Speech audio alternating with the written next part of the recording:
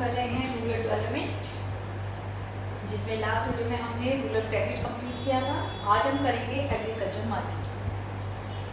अब agriculture marketing का मतलब सिर्फ एक सिंपल सा मीनिंग हमें जो समझ आता है, एग्रीकल्चर मार्केटिंग मतलब सामान को बेचना। लेकिन रूरल सेक्टर के कॉन्टेक्स्ट में एग्रीकल्चर मार्केटिंग का मतलब सिर्फ एग्रीकल्चर प्रोडक्ट को सेल करना नहीं, ये बहुत एक डीप सेंस में यूज़ किया जाता है। इसमें हम क्या क्या लेते हैं? असेंबली, जो एग्रीकल्चर प्रोडक्शन हुआ है उसको असेंबल करना, इकट्ठा करना। स्टोरेज, रूरल एरिया में सबसे बड़ी प्रॉब्लम है कि स्टोरेज फैसिलिटीज़ नहीं है, इसलिए फार्मर्स को जैसे ही उसकी फसल पकती है उनको बेचना पड़ता है, चाहे कोई भी रेट मिले। प्रोसेसिंग, स्टोरेज कर लिया, स्टोरेज करने के बाद उसको आगे प्रोसेस के लिए भेजना। ट्रांसपोर्टेशन, मंडी तक उस सामान को पहुंचाना। पैकिंग करना, कई चीज़ें ऐसी हैं जैसे खासकर फ्रूट्स है, फ्रूट्स को अगर प्रॉपर ढंग से पैक नहीं किया जाए तो उनके कोई दाम आपको सही नहीं मिलते। ग्रेडिंग करना, ये एग्रीकल्चर मार्केटिंग के लिए बहुत इंपॉर्टेंट है, क्योंकि नहीं तो गधे घोड़े सब एक बराबर। किसी की क्वालिटी बहुत अच्छी है वो भी उसी दाम पे बिक रही है, और जिसकी क्वालिटी बहुत लो है वो भी उसी दाम पे बिक रही है। तो एग्रीकल्चर मार्केटिंग में जो एग्रीकल्चर प्रोडक्ट है उनको ग्रेड देना, ग्रेड अलग अलग क्वालिटी के हिसाब से ग्रेड देना।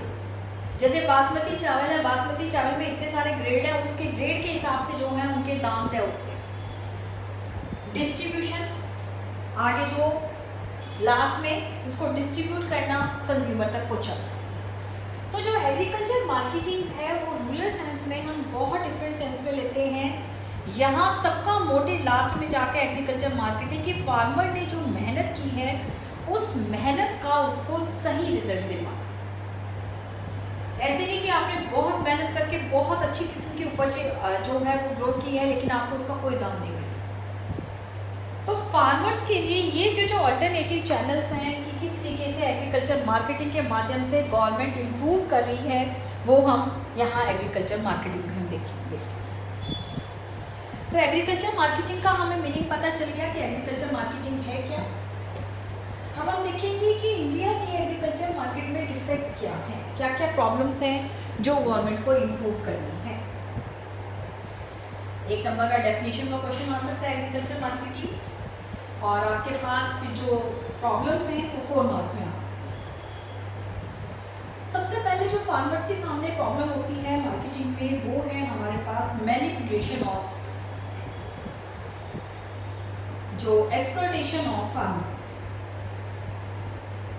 या कह सकते हो manipulations of by big traders, कि जो फार्मर्स हैं, फार्मर्स को जो बड़े बड़े व्यापारी हैं वो एक्सप्लॉइट करते हैं। कैसे करते हैं? या तो फॉल्टी वेट मील्स होता है। वेट मील्स का मतलब जो मशीनें हैं जिनसे वेट करनी है वो फॉल्टी है। 100 किलो का जो है, मान लो 10 किलो का सामान है वो 9 किलो का है, तो फार्मर तो 10 किलो समझ के दे रहा है, लेकिन उसको दाम तो 9 किलो के लिए। या manipulation of accounts, literacy rate बहुत कम है, फार्मर्स को नहीं पता चलता कि कितना क्या है, अकाउंट में कुछ भी लिख दिया। सामान आपका है 1000 क्विंटल, आपको इस तरीके से करके 800 क्विंटल दिखा दिया गया। तो वो जो ट्रेडर्स हैं, ट्रेडर्स जब बेचते हैं तो उनको वहाँ बहुत प्रॉब्लम होती है। तो ये एग्रीकल्चर मार्केटिंग में एक बहुत बड़ी प्रॉब्लम है। और अगर हम इसके हिसाब से देखें जो हमने लिखा हुआ है, इसी हिसाब से अगर हम पॉइंट बनाएं तो वो ज़्यादा इजी रहेंगे। हम इसी की पॉइंट जो डेफिनेशन आप करोगे इसी हिसाब से प्रॉब्लम्स ले लेते हैं। सबसे पहले जो प्रॉब्लम है वो है असेंबलिंग की। असेंबलिंग की प्रॉब्लम क्या है कि जो फार्मर्स होते हैं, फार्मर्स में जो विलेज ट्रेडर्स होते हैं या मनी लेंडर्स होते हैं, वो गाँव के किसानों से उनकी उपज को इकट्ठा करते हैं। लेकिन जो फार्मर्स हैं, फार्मर्स को बहुत लो प्राइसेस दी जाती है, क्योंकि फार्मर्स को एकदम जैसी फसल कटती है उनको कटते साथ ही पैसा चाहिए, क्योंकि उनके बहुत सारे खर्चे हैं या डेब्ट है उनका, वो उनको क्लियर कर, तो उनको एकदम पैसा हाथ में चाहिए। स्टोरेज की इनके सामने प्रॉब्लम है ही, तो उनको लगता है कि फसल कट के अगर खेत में पड़ी है तो जानवर बर्बाद कर देंगे, बारिश आ जाए, आंधी आ जाए, फसल खराब हो जाएगी। तो जो इसका फ़ायदा कौन उठाता है, जो विलेज ट्रेडर्स होते हैं या जो इंटरमीडिएट ट्रेडर्स होते हैं, दलाल होते हैं, वो बहुत लो प्राइसेस पर फार्मर से उनका सामान खरीदते हैं, क्योंकि फार्मर्स की ज़रूरत है, फार्मर्स को तो सामान अपना बेच रहे हैं क्योंकि पैसे की जरूरत है, तो उनका एक्सप्लॉयटेशन होता है।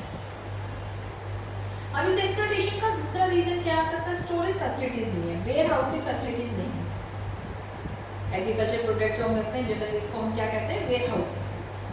जो फार्मर्स हैं, फार्मर्स जो हैं उनके पास गांव में वेयर हाउसेस नहीं बने हुए हैं, तो उनको जो है जो मड वेसल्स होते हैं, जैसे कच्चे जो हैं मिट्टी के घर हैं, उनमें उनको अपने जो प्रोडक्ट हैं उनको उसमें रखना पड़ता है। और ये जो अनसाइंटिफिक मेथड्स होते हैं इससे वेस्टेज बहुत जाते हैं। जैसे वो जो फूड मान लीजिएगा जो उनका प्रोडक्ट हैं वो खराब हो जाते हैं, सड़ जाते हैं, और सड़ जाते हैं तो उनकी कोई उपज का दाम नहीं मिलता। तो मार्केटिंग में वेयर हाउसेस की बहुत कमियां हैं, इसलिए किसानों को या तो फसल उसी टाइम बेचनी पड़ती है, और अगर वो स्टोर करते भी हैं तो प्रॉपर उनके पास इंस्ट्रूमेंट नहीं है, और वो अगर वो इम्प्रॉपर ढंग से उसको स्टोरेज करते हैं तो उसमें वेस्टेज बहुत ज़्यादा है। उसके बाद ग्रेडिंग की कोई इंडिया में प्रॉपर चैनल नहीं है, जिसमें एक साथ सारी क्वालिटी चाहे अच्छी है चाहे बुरी है वो सारा एक साथ बेचा जाता है। तो इससे क्या होता है, जो फार्मर्स होते हैं उनको अच्छा उगाने के लिए कोई प्रेरणा ही नहीं मिलती। अगर अच्छे सीड्स यूज़ करोगे, अच्छी फसल होगी, आपको अच्छे दाम मिले तो आप मेहनत भी करो, लेकिन आपको पता है कि आप कुछ भी अच्छा उगा लो तब भी रेट तो आपको अच्छे मिलने नहीं है, तो कोई इंटेंसिव नहीं होता फार्मर्स के सामने बेटर सीड्स या बेटर प्रोडक्शन एक्टिविटीज़ को यूज़ करने की। फिर गाँव में भी ट्रांसपोर्टेशन फैसिलिटीज़ नहीं है,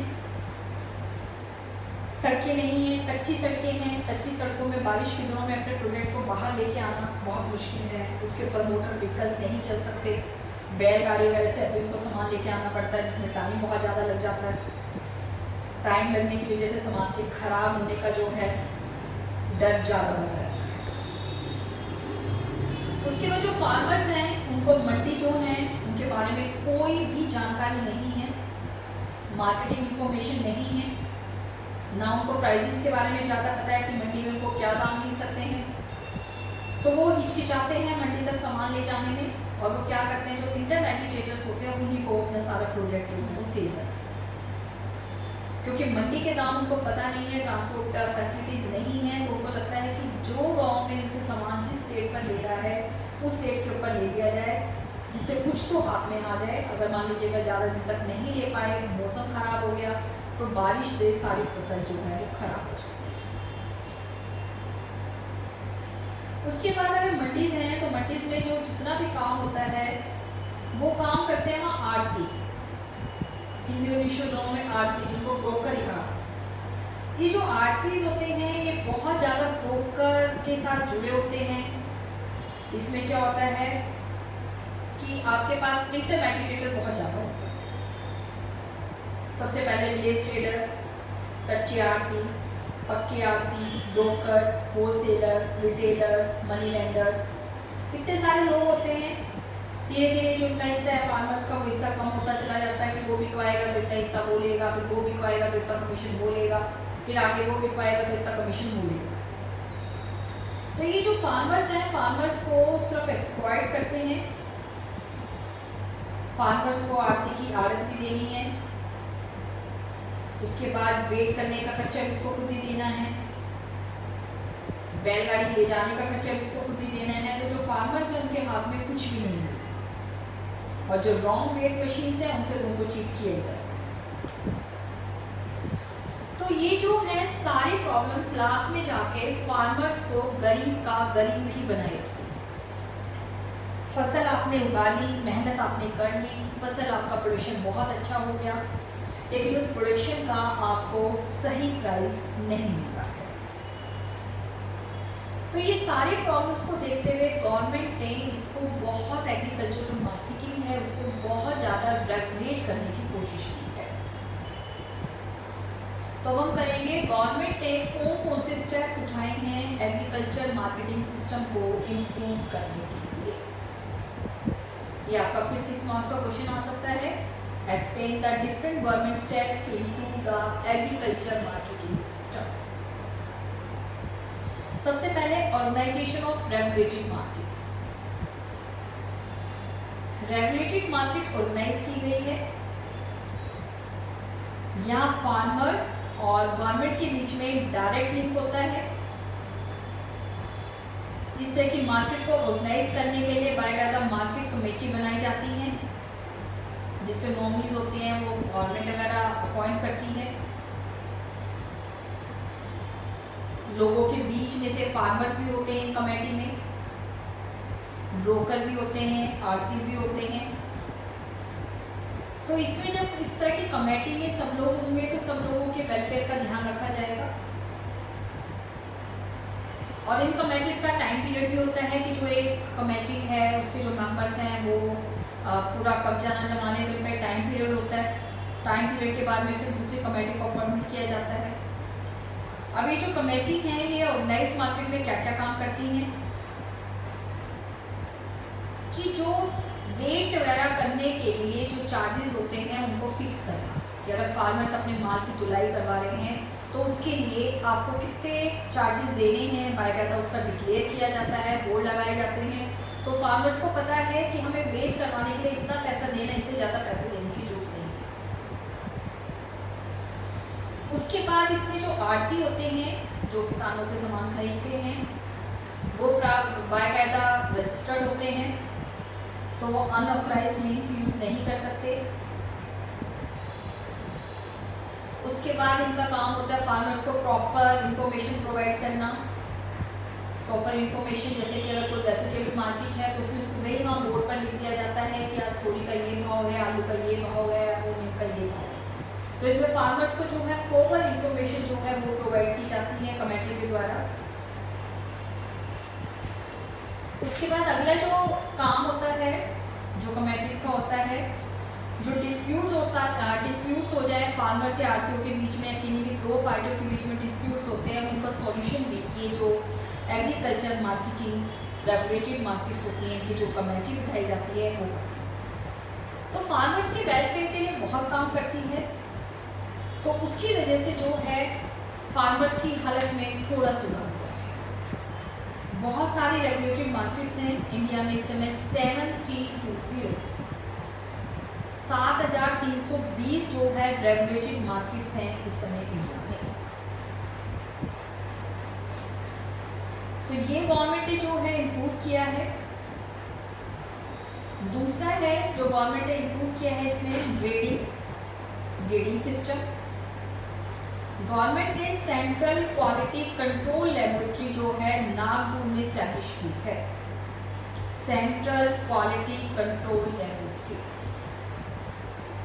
ये मेन है, और इसके साथ रीजनल सब्सिडरी जो क्वालिटी कंट्रोल लेबोरेटरीज भी स्टैब्लिश की है, नागपुर में सबसे बड़ी है। अलग अलग इलाके में इसकी ब्रांचेस हैं।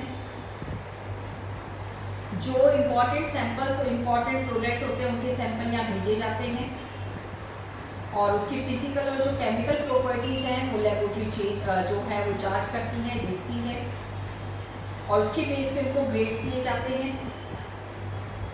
ग्रेड्स देने में जो ऑथराइज्ड पैकर्स होते हैं उनको एगमार्क साइन एग्रीकल्चर प्रोडक्ट को ही दिया जाता है।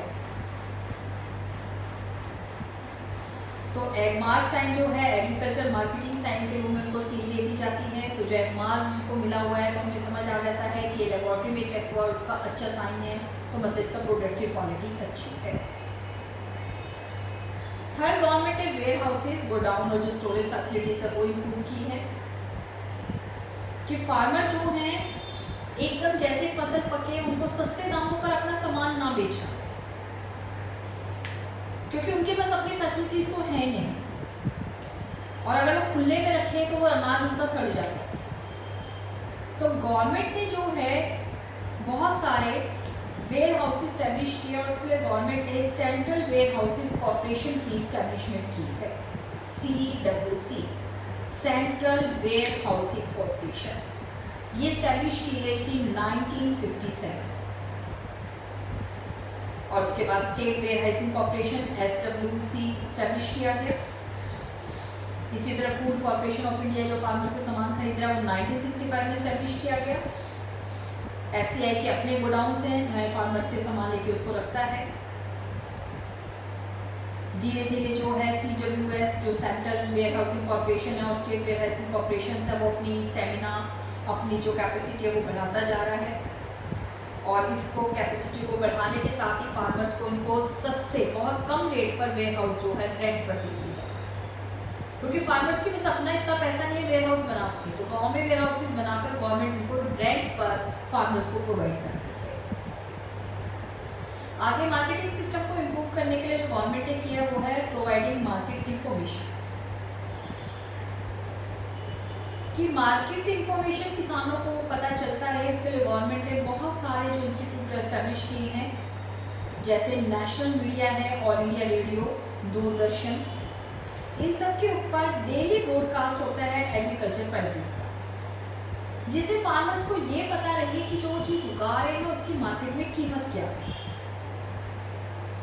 साथ साथ न्यूज़पेपर जो हैं, नेशनल न्यूज़पेपर हैं, वो भी एग्रीकल्चर प्राइसेस जो हैं डेली या वीकली बेसिस के ऊपर देते हैं, तो इससे फार्मर्स को एक नॉलेज रहती है कि हाँ हमारे सामान की कीमत ये है, तो वो मार्केट में जब बेचने जाए, जैसे वेजिटेबल्स अगर है, जो वेजिटेबल्स ग्रो कर रहे हैं, वेजिटेबल्स तो डेली उतरती है, गेहूँ का तो सब एक बार कटता है ग्रेन्स वगैरह, तो लेकिन जो वेजिटेबल फ्रूट्स हैं वो तो डेली की डेली निकलते हैं, तो उसकी न्यूज़पेपर में या फिर दूरदर्शन पे और इंडिया रेडियो पर इनकी डेली प्राइस जो होती है, तो वो फार्मर्स को पता है, तो उनको पता होता है कि हाँ हमारे सामान की कीमत ये है, तो उनको कोई एक्सप्लॉइट नहीं कर सकता। इंस्पेक्शन, गवर्नमेंट ने बहुत सारी जो मार्केटिंग एक्टिविटीज़ है उसको इंस्पेक्शन करने के लिए एजेंसीज बनाई हैं सेंट्रल और स्टेट लेवल पर। ये जो एजेंसीज हैं, ये एजेंसीज एग्रीकल्चर मार्केटिंग की जो प्रॉब्लम है गवर्नमेंट के साथ डिस्कस करती हैं, गवर्नमेंट एग्रीकल्चर प्रोडक्ट उनको ग्रेड देने का काम भी करती है, क्वालिटी कंट्रोल भी करती है, एक्सपोर्ट आइटम जो हैं उनके लिए क्वालिटी कंट्रोल करने का मतलब जो जिन्हें धांधलेबाजी ना हो, तो ये जो गवर्नमेंट ने बहुत सारी जो है इस तरह की कमेटी बिठाई हुई है। उसके बाद गवर्नमेंट ने जो सबसे बड़ा जो काम किया है कि पहले क्या होता था कि जो एग्रीकल्चर प्रोडक्ट है उनके एक ही टाइम पर वो आते हैं, एक ही टाइम पर आने का मतलब सबकी फसल पकेगी तो एक ही बार पे फसल, अब एक ही बार पर जब वो फसल पक रही है तो उस समय सप्लाई ज़्यादा हो गई, डिमांड कम, उससे क्या होता है कि इनकी जो फार्मर्स की जो प्रोडक्ट है उनकी प्राइस बहुत कम हो गई। लेकिन गवर्नमेंट ने अब क्या किया है, एक सिस्टम डेवलप किया है, आप 11th में भी पढ़ के आए थे, ये minimum support price MSP। MSP क्या होता है कि जो एग्रीकल्चर प्रोडक्ट जब बोने का टाइम आता है, जैसे गेहूं का बोने का टाइम आता है, तो उससे पहले गवर्नमेंट उसकी प्राइस तय करती है। मान लो गेहूं की प्राइस तय की 1200, अब जब गेहूं पक के मार्केट में बिकने के लिए आया, फार्मर्स को 1200 रुपये में उसको गेहूँ नहीं बिका। अब गवर्नमेंट ने जब इनकी मिनिमम सपोर्ट प्राइस तय कर दी तो 1200 रुपये के ऊपर गवर्नमेंट इनका सारा गेहूँ खरीदेगी।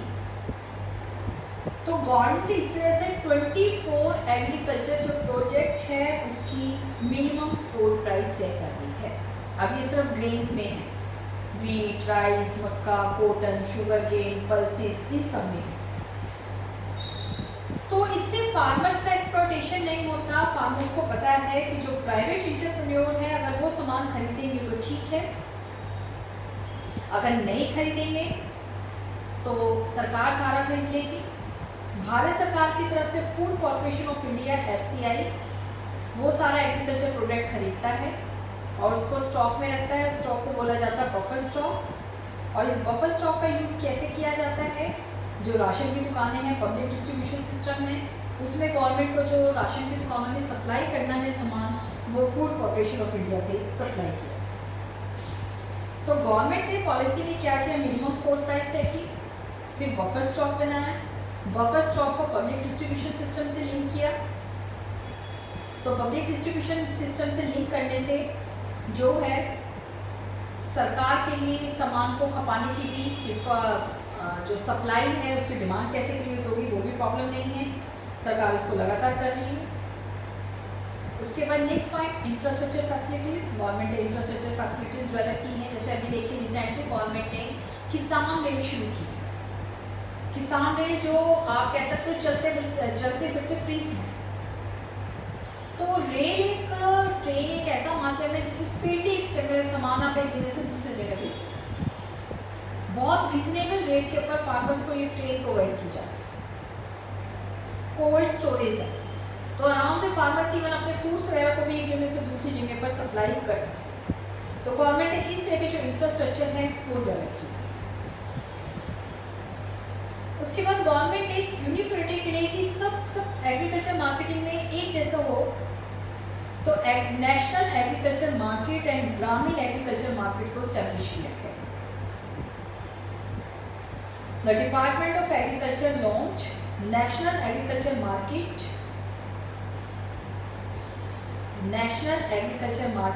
ई नाम जिसको लिखा जाता है, ये 14 अप्रैल 2016 में अप्लाई किया गया। इसमें 585 जो मंडीज हैं 7320 मार्केट में से 585 मंडियों को गवर्नमेंट ने ई नाम से जोड़ दिया है। मतलब सारा आप ऑनलाइन जो ट्रांजेक्शन है वो सारा कर सकते हो और धीरे धीरे गवर्नमेंट इसमें ज़्यादा को इंक्लूड कर रही है।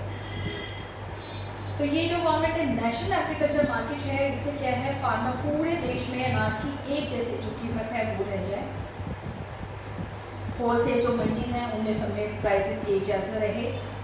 तो गवर्नमेंट ने इसमें एग्रीकल्चर मार्केट जो है वो डेवलप की है जिसको ई नाम का नाम दिया गया है।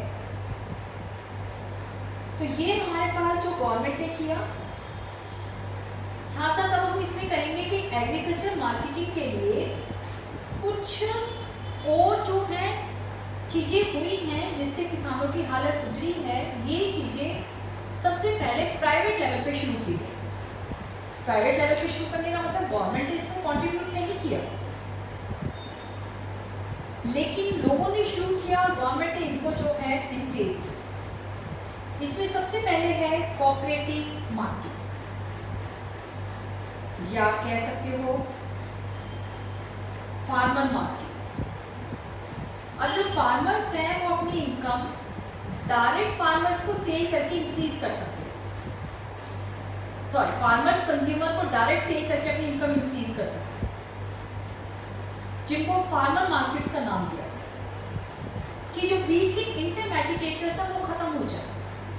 अब बीच के इंटरमेडिएटर्स खत्म होंगे तो डायरेक्ट लिंक होगा, तो फार्मर्स को अपनी जो अनाज है उसकी सही कीमत मिल जाए। इसके बहुत सारे एग्जांपल्स हम ले सकते हैं और ये अच्छे से याद कर लेना क्योंकि 1 मार्क में क्वेश्चन आ सकता है। अपनी मंडी ये फार्मर्स लगाते हैं पंजाब, हरियाणा और राजस्थान और बहुत सक्सेसफुल है। पुणे में हाडासापर मंडी, आंध्र प्रदेश में लिथ्यू बाजार, तमिलनाडु में जाबर बाजार। तो ये इस तरह की जो मंडियां हैं, ये फार्मर्स जो मंडी हैं, ये मंडी बहुत फेमस रही है। इनका नाम याद कर लेना और जगह का नाम याद कर लेना।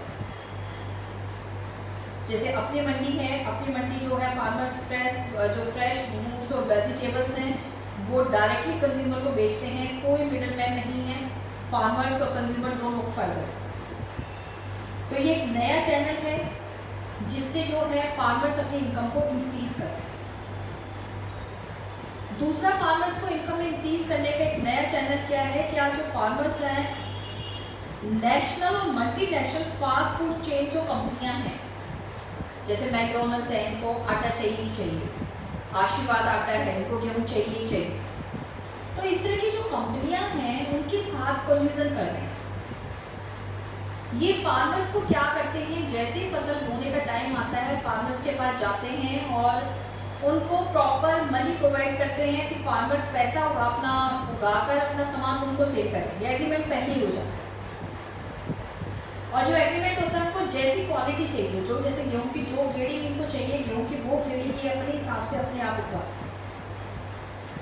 तो उससे फार्मर्स को सीड्स भी अपने आप प्रोवाइड करते हैं, अदर इनपुट्स, इरिगेशन फैसिलिटी सब कुछ प्रोवाइड करते हैं और इनकी जो प्राइस का दाम होता है वो भी पहले प्री डिसाइडेड होता है। तो इससे जो प्राइस रिस्क है उससे फार्मर बच जाता है। एक हैंड पे उनका सामान बिक जाता है, कोई दिक्कत नहीं। उनको पता है कि मार्केट की जो मल्टीनेशनल कंपनियां होती है खुद ही आके फार्मर से सामान उनका इकट्ठा करके ले जाओ, तो इनको ना बेचने की सिरदर्दी, ना कुछ, ना बीज खरीदने की सिरदर्दी। तो इससे जो है कॉन्ट्रैक्टर जो ये हो रहे हैं, ये कॉलिजन हो रहे हैं, इससे भी जो फार्मर्स हैं उनसे जो है बहुत फ़ायदा हो रहा है। जैसे जो वाइन कंपनियों को जिस तरह के ग्रेप चाहिए उसी तरह की क्वालिटी के ग्रेप्स ये फार्मर से उगा देते हैं। बिस्किट कंपनियां को जिस तरह का आटा चाहिए और आटे के लिए जिस तरह का गेहूँ चाहिए उस तरह का गेहूँ ये उगा देते हैं। तो ये जो है ऑल्टरनेटिव मार्केट चैनल्स हैं, जिसमें एक तो फार्मर मार्केट का ऑर्गेनाइजेशन हो रहा है और नेशनल और मल्टीनेशनल कंपनी के साथ भी कॉलिजन हो रहा है। इसी तरह से गवर्नमेंट ने जो है कोऑपरेटिव मार्केटिंग की भी शुरुआत की है। कोऑपरेटिव मार्केटिंग क्या होता है कि इसमें जो फार्मर्स हैं, क्योंकि अकेला फार्मर उसकी बार्गेनिंग पावर नहीं होती, लेकिन 10 किसानों ने मिलकर कोऑपरेटिव सोसाइटी स्टैब्लिश कर ली और जब 10 किसान एक साथ हो गए तो वो बार्गेनिंग कर सकते हैं, अपनी फसल का अच्छा दाम ले सकते हैं। ये जो कोऑपरेटिव फार्मिंग का कोऑपरेटिव मार्केटिंग का जो प्रोसेस है ये 1956 में इस्टेब्लिश हो गया था। उसके बाद धीरे धीरे गवर्नमेंट ने इसके ऊपर काम किया और काफ़ी सारी कोऑपरेटिव मार्केटिंग सोसाइटीज़ इंडिया में इस्टेब्लिश हो चुकी हैं, मंडी लेवल पे, डिस्ट्रिक्ट लेवल पे, नेशनल लेवल पे। जैसे आप national agriculture cooperative marketing federation of India NAFED national level पे है, national agriculture cooperative marketing federation NAFED, कई प्रोडक्ट के ऊपर आपने नाम देखा होगा। ये कोऑपरेटिव मार्केटिंग जो ऑर्गेनाइजेशन है ये एपेक्स इंस्टीट्यूट है जो डिस्ट्रीब्यूशन, एक्सपोर्ट्स, इंपोर्ट्स सबको बहुत ध्यान में रखता है। तो ये हमारा कंप्लीट हो गया एग्रीकल्चर मार्केटिंग। तो हमने रूरल डेवलपमेंट पे 3 चीज़ें देखनी है, 2 चीज़ें हमारी कंप्लीट हो गई। नेक्स्ट चीज़ जो है हम नेक्स्ट वीडियो में देखेंगे, लास्ट वीडियो में, क्योंकि इस वाले में से कोई लास्ट वाला जो टॉपिक है, टॉपिक आपका डिलीट भी हुआ है, तो नेक्स्ट वीडियो में ये वाला चैप्टर हमारा कंप्लीट हो जाएगा।